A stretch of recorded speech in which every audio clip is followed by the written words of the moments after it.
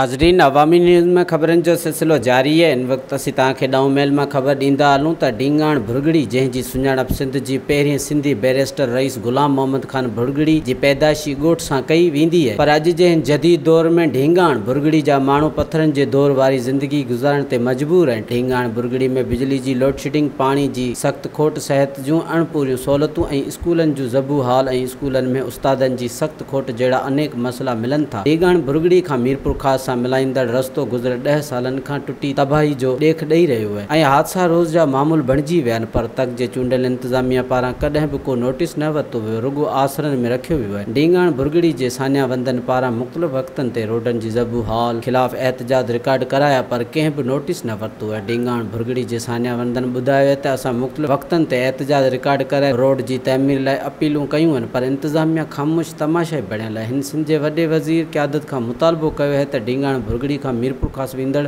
Road जी तइमीराती कम कराए वञे, जीअं रोज़ जे हादसनि खां बची सघनि ऐं क़ीमती जानू ज़ाया थियण खां बची वञनि। वधीक ख़बरनि ऐं तफ़सील जे लाइ विज़िट कयो असांजी वेबसाइट awamiNewsHD.com ऐं ॾिसंदा रहो अवामी न्यूज़ HD।